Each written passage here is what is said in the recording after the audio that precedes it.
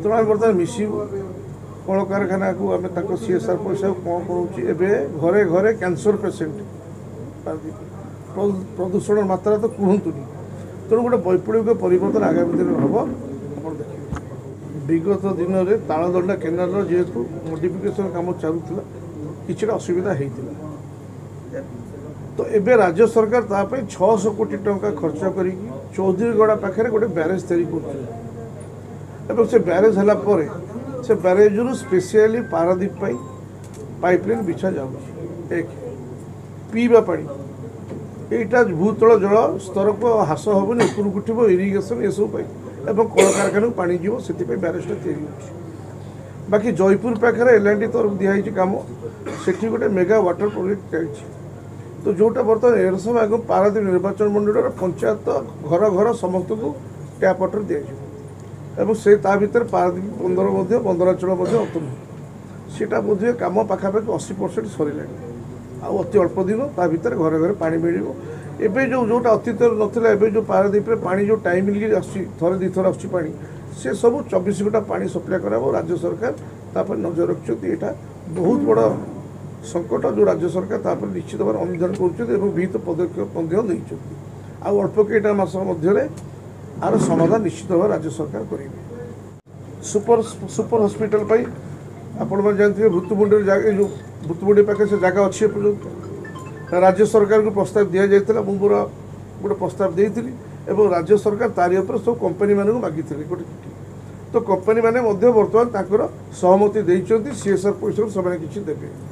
ତ ଆପାତତଃ ରାଜ୍ୟ ସରକାର କେବଳ ଜମିଟି ଦେବେ, ପାଣି ଦେବେ, ଇଲେକ୍ଟ୍ରିକ୍ ଦେବେ, ବାକି ସବୁ ଜିନିଷ CSR ପଇସାରେ ହେଇଯାଇପାରିବ ଏବଂ ତାକୁ ମଧ୍ୟ ଅନୁଧ୍ୟାନ କରାଯାଉଛି। କିନ୍ତୁ ସେ କହିଥିଲେ ଯେତେବେଳେ ମୋ ହସ୍ପିଟାଲଟାକୁ ଆମେ ତ୍ୱରାନ୍ୱିତ କରୁଛୁ, ତ ମୋ ହସ୍ପିଟାଲ ତ୍ୱରାନ୍ୱିତ ହେଉ, ସୁପର ସ୍ପେଶାଲିଟି ହସ୍ପିଟାଲ ଆମେ ଆଗାମୀ ଦିନରେ କରିବୁ ହେଲା କଥା।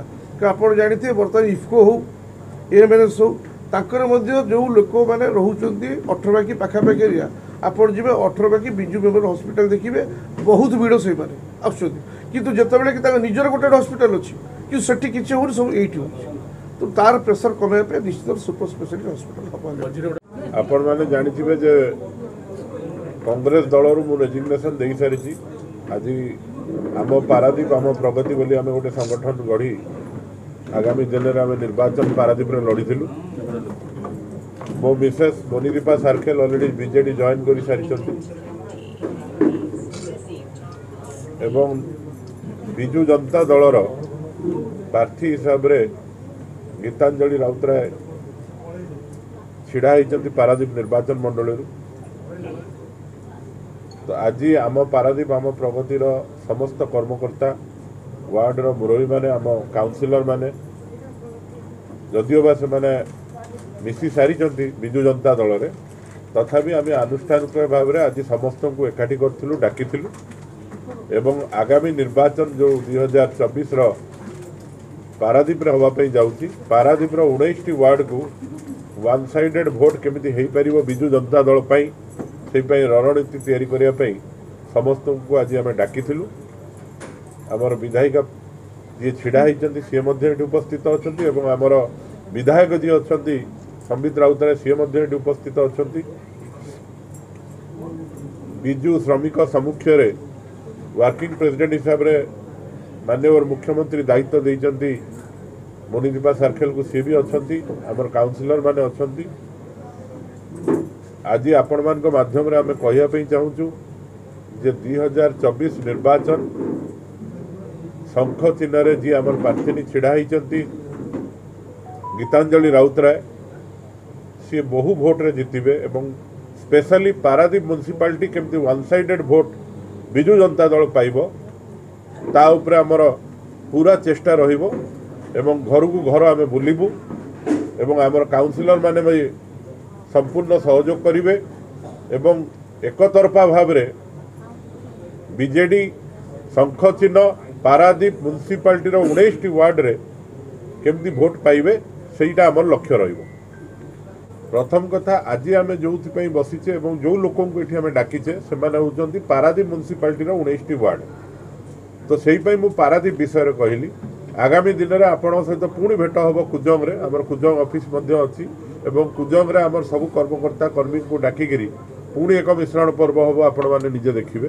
तो आज जेहेतु पारादीप म्युनिसिपालिटी 19 वार्ड को लेकिन आम आज ये लोक डाकिचु से विशेषकर पारादीप म्युनिसिपालिटी विषय कहले से पुणी आउ गोटे दिन आप बहुत शीघ्र देखिपारे आउ गोटे दिन पुणी टीवी चलो सबू जदि गोटाए दिन विभिन्न समय आम आपको मन पकाऊ बीजेपी जी प्रार्थी होती सी बीजेपी दलर पताका हेले ये बेपार कर आज जदि एमएनएस कहे ताले से आज आईओसीएल गले से आज जो प्रकल्प को आप बुले सी से बेपार कर निजुक्ति कथा सी आगे बुझुना कहीं तो केंद्र सरकार ओरिएंटेड ऑर्गेनाइजेशन ये आईओसीएल है कि पोर्ट है कि इफको है कि पीपीएल है एम सब सब्सिडी पाँच विभिन्न रकम सहयोग केंद्र सरकार पाँच किंतु सेठी निजुक्ति सी केते थर आंदोलन कर पचारूना आज रिफाइनरी आम केते थर आंदोलन करूँ आपण मैंने जानते दरमा बढ़ाई आमको से आंदोलन कर 3 दिन अनशन बसवा पड़ुची आप पचारतु सी कौन